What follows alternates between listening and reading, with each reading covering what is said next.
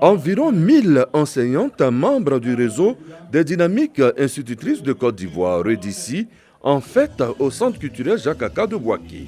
Nous sommes à la 2e édition de la Nuit des talents du REDICI. L'objectif de cette rencontre, selon les responsables du dit réseau, est d'œuvrer pour la révalorisation du métier, avec des institutrices épanouies et fières du rôle qu'elles tiennent, tout en réaffirmant leur engagement pour une école de qualité. C'est le moment de rassembler toutes les institutrices de Côte d'Ivoire pour communier, pour échanger. Et la cérémonie d'aujourd'hui, nous aurons droit à des panels sur le thème général du métier d'instituteur entre attractivité et motivation pour un futur professionnel plus radieux. Le représentant de la ministre de l'Éducation nationale et de l'alphabétisation encourage les femmes du REDICI qui ont décidé de se rassembler dans un esprit de compétitivité et de créativité. Vous savez qu'au niveau de l'éducation nationale, il y a tellement de mots qui minent notre secteur. Donc il était bon, au nom de Madame le ministre de l'Éducation nationale, d'attirer l'attention de ces dames-là sur ce fait, afin qu'elles puissent s'engager totalement pour la réussite du système éducatif. Au nom du parrain Kone Yaya, représentant le ministre des Transports Amadou Kone, exhorte les institutrices à toujours plus de professionnalisme. Une nation forte, c'est aussi des instituteurs et des instituts fortes. Et c'est ce message de cohésion que nous avons voulu apporter au nom du ministre Amadou Kone. Le métier d'instituteur entre attractivité et motivation pour un avenir professionnel encore plus radieux. C'était le thème de la 2e édition de la Nuit des talents du REDICI.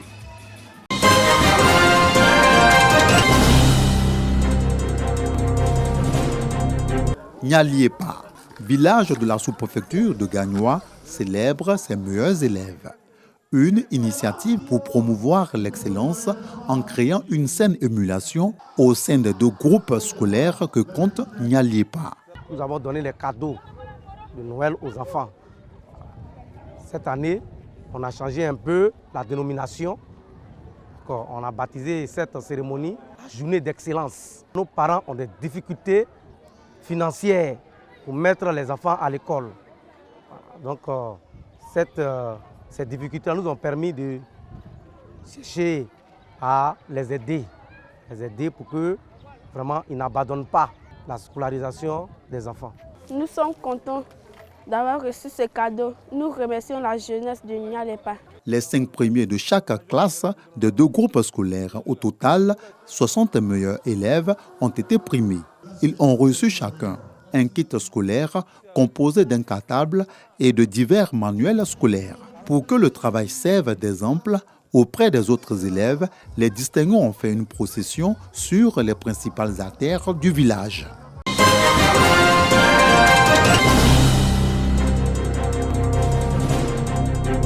Distribution de semences de sésame et sensibilisation des populations sur sa culture. Cette activité rentre dans le cadre de la promotion de cette culture en Côte d'Ivoire. Par cette action, les responsables de l'ONG Ivoire Grenier exhortent les paysans du département de Niakaramandougou à s'investir dans la culture du sésame. 2e denrée alimentaire exportée dans le monde, le sésame est une plante oléagineuse cultivée dans les pays tropicaux. Selon les promoteurs, le sésame présente de nombreux avantages sur le plan économique et agronomique. Comme toutes les cultures de rente, les acteurs sont invités au strict respect des étapes de la culture.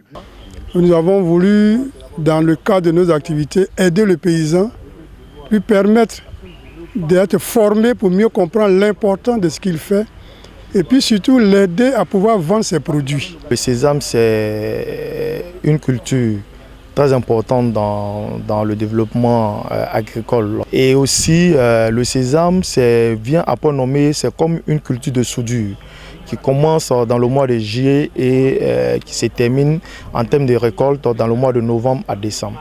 Or, c'est des périodes dans lesquelles les paysans ont constamment besoin des ressources financières, surtout pour les frais de scolarité de leurs enfants. Une sensibilisation bien perçue par les cultivateurs qui demandent un appui technique de l'État. Aujourd'hui, nous cultivons avec la main parce que nous sommes des cultivateurs. Nous voulons devenir des agriculteurs. Des machines, des intrants, Créée en juin 2017, l'ONG Ivoire Grenier s'est donnée pour mission de soutenir les coopératives agricoles afin de leur permettre d'assurer leur autonomisation et faire de la Côte d'Ivoire le grenier de l'Afrique de l'Ouest.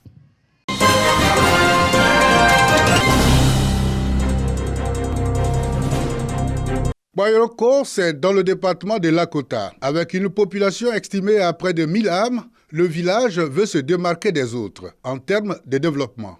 Les conditions se créent pour atteindre cet objectif. Les cadres plus que mobilisés pour l'unité des filles et fils de la localité, laquelle unité a permis déjà la mise en place d'une mutuelle appelée ici « Mission pour le développement ». Premier projet de la mission, la construction d'une villa des hôtes. Et nous sommes pratiquement à mi-chemin de cette piste qui traverse le canton de Parampar. Donc nous avons dit c'est une zone idéale pour mettre ce genre de maison, ce qui va permettre aux personnalités qui nous visitent de marquer une pause, voilà, et de faire correctement leurs activités. Nous avons remarqué que tous nos chefs de village habitent des bicoques. Ce n'est pas du tout intéressant. Donc nous faisons cette maison, c'est là qu'il va recevoir les personnalités. Il y aura un apatam, une salle de réunion. La mission pour le développement vient de procéder à la pose de la première pierre de l'édifice. Parrain de la cérémonie de la pose de la première pierre de la future maison des hôtes de Bayoroko, Amédée Kouakou Kofi, ministre de l'équipement et de l'entretien routier, représenté par ses proches collaborateurs. Ça y est derrière nous. Aujourd'hui, on veut le développement. Il faudrait qu'on puisse vivre en bonne entente. Parce qu'aujourd'hui, même si on pose cette première pierre, qu'aujourd'hui, il n'y a pas la paix, c'est sûr que rien ne va se faire. Partout où on vit, il y a des divergences, il y a des petits problèmes. Vous avez un chef, je pense qu'on pourra surmonter ça. Issu du canton Tigrou, Bayoroko est un village cosmopolite où vivent en bonne intelligence les autochtones d'Ida et les ressortissants des pays de la CEDEAO.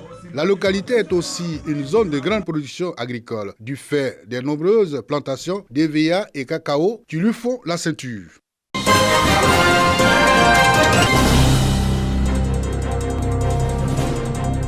Une mosquée toute neuve pour la communauté musulmane de Yorodougou, une localité du département de Sipilou dans la région du Tonkpi. L'édifice religieux de 300 mètres carrés inauguré ce jour est un don du ministre de l'Intérieur et de la Sécurité, cadre de la région du Tonkpi. Un ouf de soulagement pour les fidèles musulmans de cette localité. Ils sont reconnaissants. Yorodougou est une toute petite sous-préfecture, une population qui a une très forte proportion musulmane, mais qui malheureusement n'avait pas de mosquée digne de ce nom. Nos parents priaient dans des bâtiments de fortune et aujourd'hui c'est avec fierté que nous sommes venus inaugurer cette maison de Dieu. Pendant les fêtes, on va au terrain, on va se retrouver là-bas et quand il pleut comme ça même, on ne peut pas prier. Voilà, donc vraiment, on a joie au à Yorodougou. J'espère que le ministre a fait non, il est le premier même. Vraiment, je le souhaite très bon ministre. Que Dieu n'a qu'à donner une longue ville avec la santé. La mosquée sera dirigée par l'imam Manigan Katalebe Moussa et a été baptisée Bamba Massati du nom de la défunte mère du donateur. Le ministre Vagondo Diomandé, sensible à l'honneur fait à sa génitrice, n'a pas manqué de remercier toutes les personnes physiques et morales qui l'ont accompagné dans cette œuvre de charité.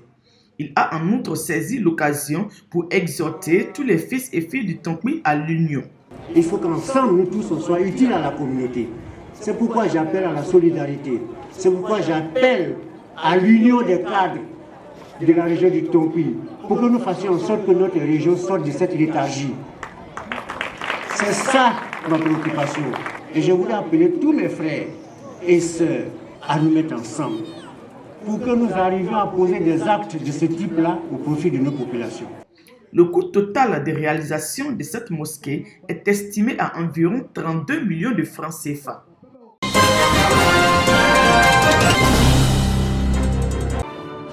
En 61 de la Côte d'Ivoire, célébré dans la sous-préfecture d'Angoda, Mohamed Barou salue l'engagement du chef de l'État pour la paix et la cohésion sociale. Le sous-préfet se félicite des actions de développement menées par le président de la République, des actions qui réjaillissent sur les 14 villages de la sous-préfecture d'Angoda. Il en veut pour preuve le projet de bitumage du tronçon Tumodi-Angoda en cours de réalisation. Le sous-préfet note quelques problèmes, notamment le manque de salles d'hospitalisation, le renforcement de la fourniture en eau potable. Au nom des cadres, Édouard Loukou-Kounan promet de s'impliquer davantage dans le développement d'Angoda. C'est dans une animation conviviale qu'une cinquantaine de personnes a célébré l'an 61 de l'indépendance. Balade en croisière, à bord d'un navire sur la lagune ébriée, prestations artistiques et déjeuners ont été les temps forts de cette célébration. Pour les initiateurs, la fête nationale est aussi une occasion d'afficher son attachement à la mère patrie. Le département de Kounaïri n'est pas resté en marge des 61 ans d'indépendance de la Côte d'Ivoire. Après la revue des troupes et la levée du drapeau, le préfet du département, Mamadou Koulibaly, a invité ses administrés à faire confiance aux actions de développement initiées par le gouvernement. Il a également exhorté les populations au respect des mesures barrières liées à la Covid-19. Toujours dans le cadre de cette commémoration, les coopératives agricoles ont reçu du matériel constitué de broyeuses, de produits phytosanitaires et des semences. Un don de Bamba Cheikh Lassina, député de la circonscription. Il s'agit pour lui de faciliter l'autonomisation de ces femmes afin qu'elles contribuent au développement de la localité.